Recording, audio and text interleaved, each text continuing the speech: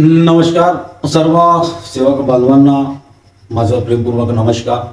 तर आज आपण एक आगळीवेगळी चर्चा करूया, कारण आज आपण बघतोय की इतके सेवक संमेलन, नव्य हवन कार्य, सामूहिक एकतेचे हवन कार्य होत आहेत आणि या ठिकाणी सर्व बाबांच्या शिकवणीवर, बाबांच्या अनुभवावर, बाबांच्या जीवनावर सर्व सेवक मान्यवर बोलत असतात।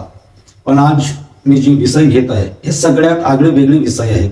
यापूर्वीचा व्हिडिओ सुद्धा मी आगळ्या वेगळ्या विषयावरच घेत आहे आणि हा सुद्धा व्हिडिओ मी आगळ्या वेगळ्या विषयावर घेत आहे। तर ज्या कुणाला जर माझा व्हिडिओ आवडत असेल, माझं बोलणं आवडत असेल, तर त्यांनी माझ्या व्हिडिओवर नक्की कमेंट करावं, माझ्या व्हिडिओला लाईक करावं आणि जास्तीत जास्त सेवकांपर्यंत शेअर करावं आणि चॅनलला सबस्क्राईब करून ठेवावं।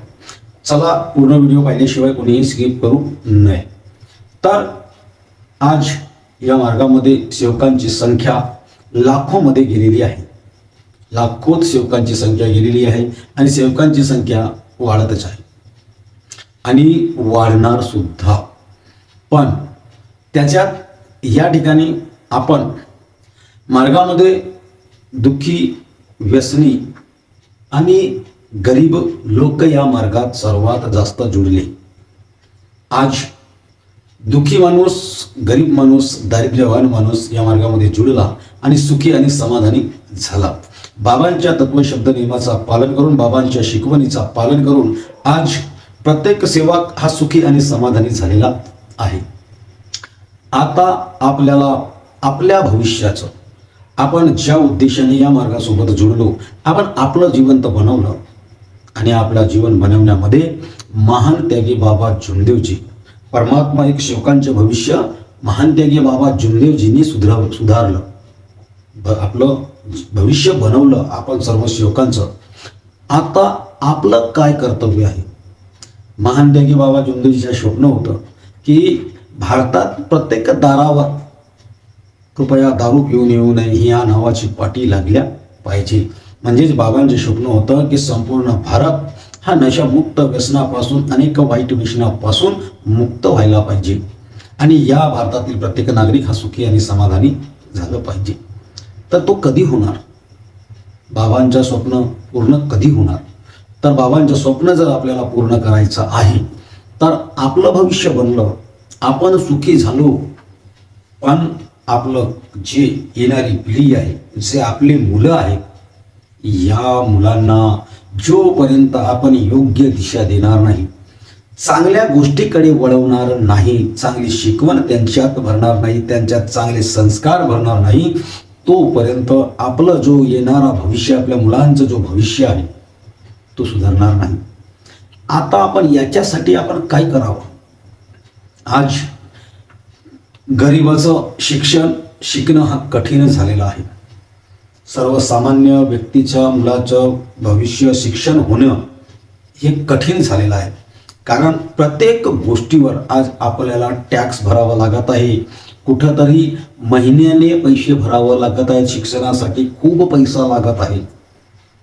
तर आपण आपल्या मुलांना शिक्षणाकडे वळवू, तर शिक्षणाकडे वळवण्यासाठी आपल्याला पैशांची गरज भासतो आणि प्रत्येकाकडे इतका पैसा नाही। पण जर आपण सामूहिकरित्या या खर्चाचा भार उचलला तर हा शिक्षण घेणे एकदम सोपं होईल, एकदम सोपं होईल। याच्यात काही जुमानता नाही, कारण आपल्याकडे जागा उपलब्ध होत आहे, रोजच्या रोज आपल्याकडे जागा उपलब्ध होत आहे, आपल्याकडे इमारत उपलब्ध होत आहे। पण त्या इमारतीचा उपयोग आपण फक्त भगवत कार्यासाठी करत आहे, भगवत कार्यासाठी। त्या ठिकाणी संमेलन घेतो, चर्चा बैठक घेतो, सामूहिक एकतेचे हवन कार्य घेतो, पण त्याच ठिकाणी ज्या प्रकारे आपण भगवत कार्यासाठी त्याचा वापर करत आहोत, तर त्याच जागेचा, त्याच भवनाचा, त्याच इमारतीचा आपण जर मानव हिताच्या कार्यासाठी, भगवत कार्याच्या हितासाठी तर आहेच, पण मानव हिताच्या कार्यासाठी जर त्याचा वापर केला आणि ती इमारत आपल्या लहान लेकरापासून तर मोठ्या लेकराच्या अभ्यासिकासाठी ते उपलब्ध करून दिलं, त्यामध्ये सर्व सोयी उपलब्ध करून दिलं, तर किती योग्य होईल. आणि आपल्या मुलांमध्ये बोलण्यापासून चालण्यापासून तर शैक्षणिक भागापर्यंत आणि त्या इमारतीमध्ये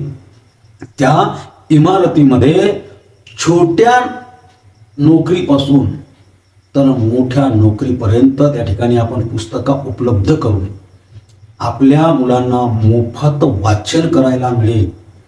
त्या इमारतीमध्ये आपण छोट्या नोकरीपासून म्हणजे चपरासीपासून तर IAS म्हणजे चपरासीपासून तर कलेक्टरच्या नोकरीपर्यंतच्या पुस्तकं त्या ठिकाणी आपल्याला उपलब्ध करून ठेवावं लागेल. आणि त्या पुस्तकाच त्या ठिकाणी ठेवायचं नाही, तर त्या ठिकाणी आपल्या मुलांना आवर्जून त्या ठिकाणी पाठवावं लागेल. आणि ही जिम्मेदारी गावातील प्रत्येक सेवकांनी एक आठवड्याची एक तास 1 तास 2 तास 3 तास 1 दिवस 2 दिवस संध्याकाळची वेळ सकाळची वेळ त्या मुलांवर लक्ष देण्यासाठी घालवावा. आज आमचे लेकरं जो वाईट दिशेने जात आहेत, अभ्यास करत नाही आहेत, समाज हिताकडे लक्ष नाही देत आहेत, पुस्तकापासून दुर्लक्ष देत आहेत, शैक्षणिक भागातून दुर्लक्ष देत आहेत, तर आपण या गोष्टीवर बारकाईने लक्ष देऊन त्यांना जास्तीत जास्त अभ्यासाकडे वळवू, जेणेकरून आपला मुलगा आज जर तयारी करेल, होऊ शकते ज्याच्याकडे 1 वर्ष 2 वर्ष आहे तर तो साध्या चपरासीच्या नोकरीवर लागेल, पण ज्या मुलांना 10 वर्ष मिळणार त्यातील एक मुलगा, जर एका गावातून एक मुलगा IPS IAS म्हणजे SP सुपरिटेंडेंट ऑफ पोलीस बनू शकतो, IAS कलेक्टर बनू शकतो, जिल्हाधिकारी बनू शकतो, ज्याच्याकडे 10 वर्ष मिळणार अभ्यासाला, तो मोठ्या पदावर जाणार. आणि विचार करा, आपल्या विदर्भात कलेक्टर या पदावर किती मुलं गेली आहेत, किती कलेक्टर आपल्या विदर्भातून निघालेले आहेत, किती SP झाले. तर या गोष्टीकडे आपल्याला मुख्य लक्ष द्यावं लागेल. कारण मी मागीलच व्हिडिओमध्ये सांगितलं की शिक्षण हे वाघिणीचं दूध आहे, आणि ज्याने या शिक्षणाचं दूध प्यालं तो गुरगुरल्याशिवाय राहणार नाही. म्हणून आपल्या मुलांना जास्तीत जास्त पुस्तकाकडे वळवा. आणि आपण ज्या अभ्यासासाठी लाखो रुपया खर्च एक पालक करते, तर त्या पुस्तकात जर एका ठिकाणी तितक्या रुपयाच्या आणला, 1 लाख रुपयाच्या पुस्तका जर एका गावात ठेवलं आपण, तर त्या 1 लाखाच्या पुस्तकावर 100 विद्यार्थी, गावातील 1000 विद्यार्थी अभ्यास करू शकतात. आणि त्याच पुस्तकाचा अभ्यास करायला जर पाठवलं आपण, तर एका व्यक्तीलाच 5 लाख रुपये, 10 लाख, 12 लाख, 15 लाख रुपये खर्च येतो. तर इतका रुपया खर्च बाहेर न करण्यापेक्षा तितक्या रुपयाच्या पुस्तका आपल्या गावामध्येच, आपल्या इमारतीमध्ये जी आपल्याकडे जागा उपलब्ध आहे, त्या जागा उपलब्धमध्ये त्या पुस्तकात एका ठिकाणी जमा करा. आणि जो उपद्रवचा आणि जो सेवक मंडळी इकडे तिकडे खर्च करतोय, तो खर्च न करता तो खर्च पुस्तकांवर करा. आपल्या मुलांच्या वळणावर, शिक्षणावर खर्च करा आणि आपल्या मुलांचं भविष्य बनवा. कारण की बाबांनी आम्हा परमात्मा एक सेवकांचं भविष्य मानते किंवा जिंदेजीने बनवलं. आता आमचं काम आहे, आमचं परमात्मा एक सेवकांचं काम आहे की येणाऱ्या भविष्याच्या मुलांचं भविष्य आम्ही बनवू. आणि यासाठी सर्वांनी आपापली जिम्मेदारी पार पाडावी आणि पुढाकार घ्यावा. ज्यांना माझं बोलणं आवडलं असेल तर लाईक करा, कमेंट करा, व्हिडिओला जास्तीत जास्त शेअर करा आणि या चॅनलला सबस्क्राईब करून ठेवा. एवढंच बोलते. सर्वांना माझा प्रेमपूर्वक नमस्कार जी.